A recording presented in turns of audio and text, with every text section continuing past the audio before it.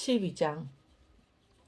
유월절 6일 전에 예수님께서는 나사로가 살고 있는 베다니로 가셨습니다. 나사로는 예수님께서 죽은 자 가운데서 살리셨던 그 사람입니다. 그 집 사람들은 예수님께 저녁 식사를 대접하였습니다. 마르다는 음식을 접대하는 일을 맡았고 나사로는 예수님과 함께 식사하는 사람들 속에 있었습니다.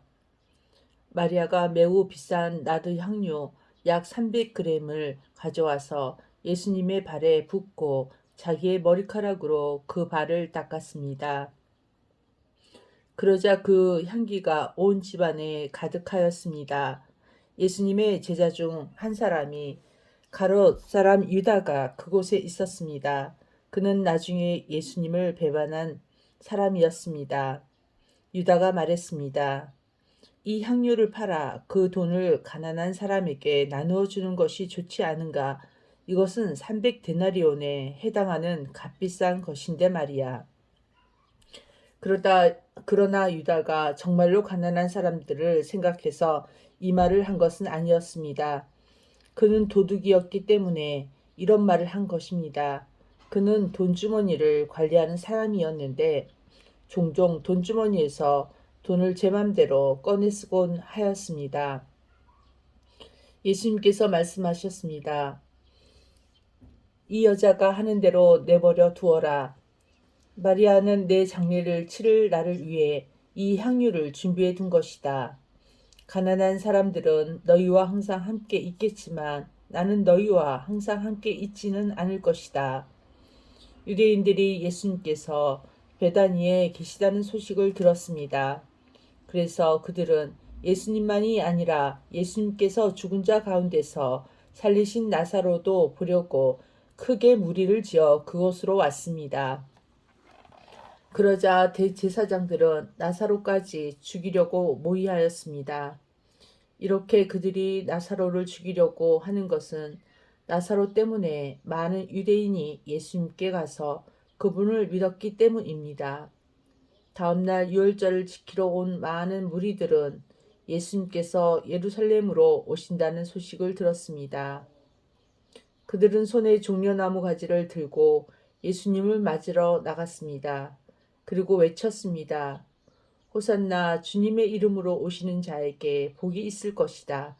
이스라엘의 왕에게 복이 있을 것이다.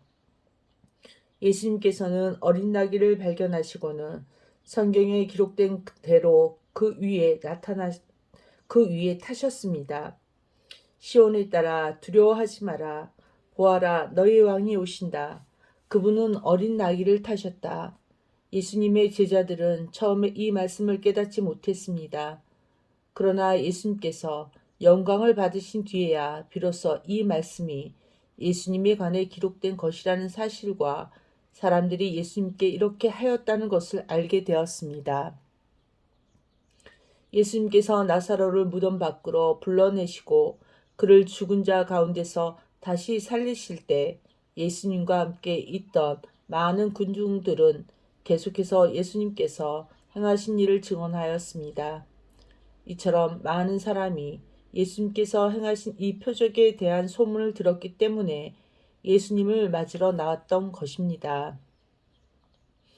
그래서 바리새인들은 자기들끼리 이렇게 말했습니다. 보시다시피 우리 계획은 하나도 성공을 거두지 못했습니다. 온 세상이 저 사람을 따르고 있지 않습니까? 유월절에 예배드리기 위해 예루살렘에 온 사람들 중에 그리스 사람들이 더러 있었습니다.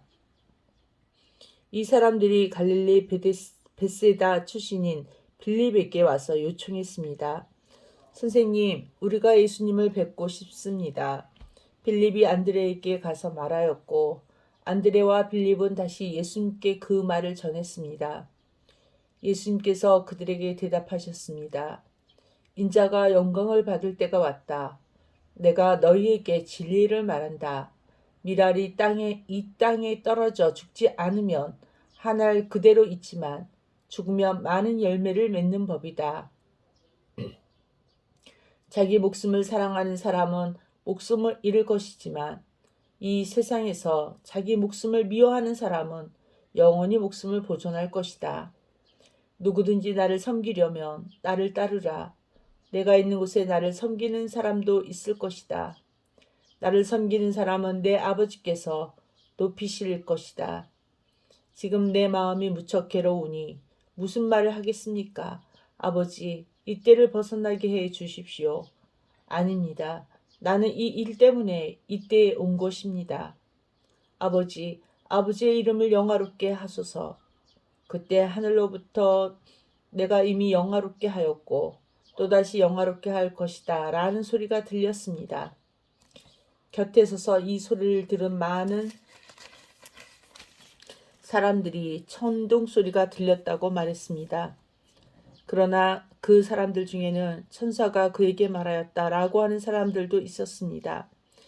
예수님께서는 이렇게 대답하셨습니다. 이 소리를 나를 위해서가 아니라 너희를 위해서 들린 것이다.